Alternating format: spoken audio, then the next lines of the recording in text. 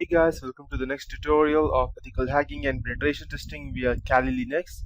So the next part that I would be teaching you, as I told you previously, was the evil grade tutorial, in which I would be going ahead and injecting my virus inside the softwares or software updates, so that any person who goes ahead and installs the updates, then I will easily be able to go ahead and access their computer, and it will be forever until unless the updates are specifically uninstalled.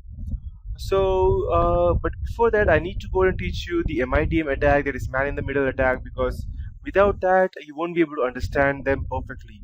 And for you to understand, I yesterday showed you about the ARP spoofing or poisoning, or the ARP cache poisoning, which is almost the same, and the ARP spoofing is already a part of ARP poisoning. So there's not a difference much between the two. But if you are going ahead through this tutorial today, then I will assume that you have at least the basic fundamentals of TCP/IP. You need to know what domain name systems are, the DNS servers, how they work, at least the basic fundamentals of TCP/IP and the CCNA or networking. You should know how they work and how the SMTP protocol and the UDP datagram protocol works exactly. User datagram protocol.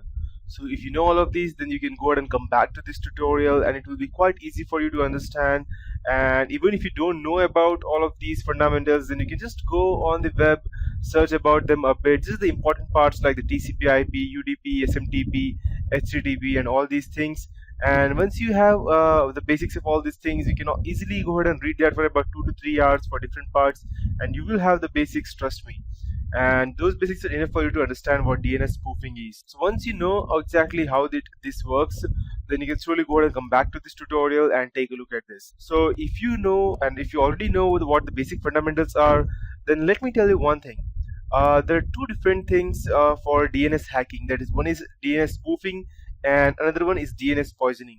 So if you go ahead and check on the Wikipedia will say that DNS spoofing is the same as DNS poisoning, but it is not, because despite what Wikipedia may say, they are not the same. Roughly speaking, DNS cache poisoning is one way to do DNS spoofing, but there are other ways to do it as well.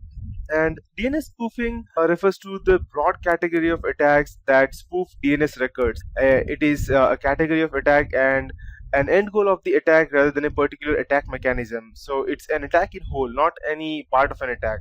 And there are many different ways to do DNS spoofing, such as compromising a DNS server, mounting a DNS, you can say, as let's say for example, mounting a DNS cache poisoning attack, such as the Kaminsky attack against a vulnerable server from Kali Linux, or mount a man-in-the-middle attack if you can get access to the network and guess a sequence of number, maybe making many requests, or be a false base station and lie about the DNS server to use, and probably many more.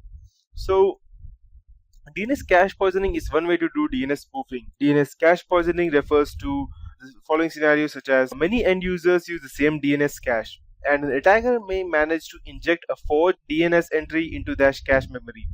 For example, many ISPs providers will run caching DNS server and arrange for their customers, the end users, let's say to try the IP ISP's server first, and then later on connect to the actual internet. So if an attacker can find some way to get to the caching DNS server to cache an incorrect record, then the attacker is set.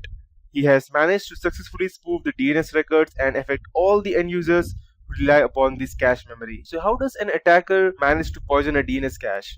Well, one common way is to mount some DNS spoofing attack on the DNS request from the cache to the ultimate DNS server.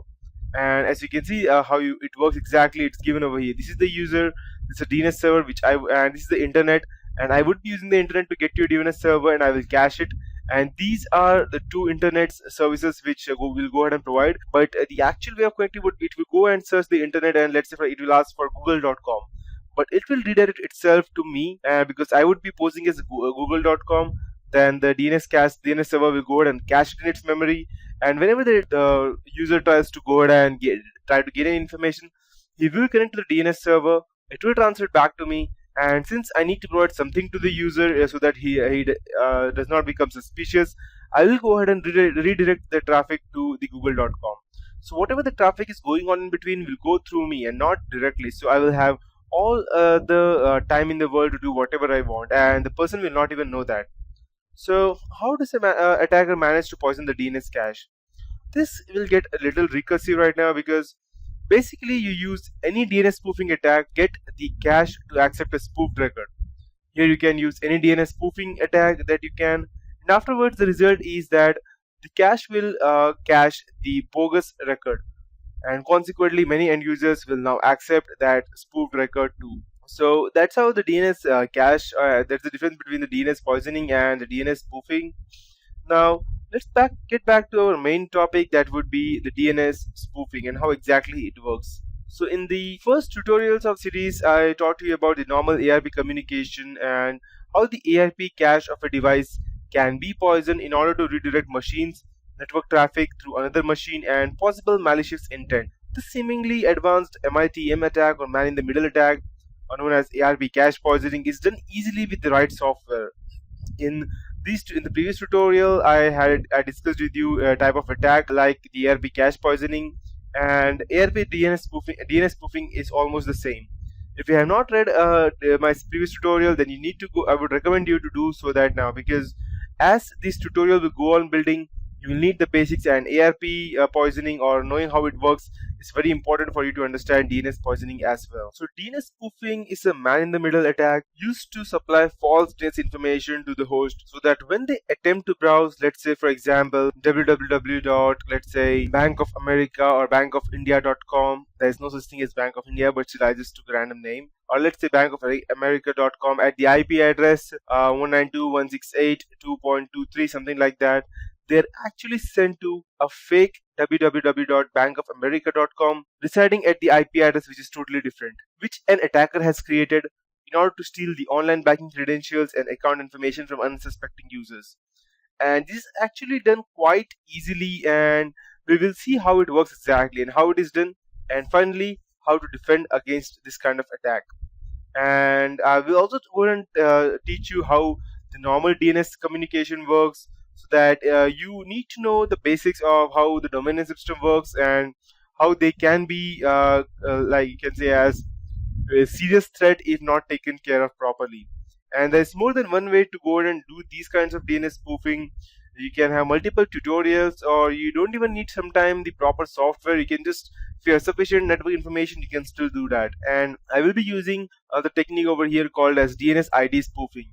And every DNS query that would be sent down over the network will contain a uniquely generated identification number for the purpose of its identity queries and nothing else only. So I will complete this process by doing one or two steps with a single tool, and we will see the ARP cache poison and how it works. And the goal of this scenario will be to get the users on the network, and a depiction of this attack I will be showing you in exact images right now. So but that would be in the next tutorial, and that's it for this tutorial, guys.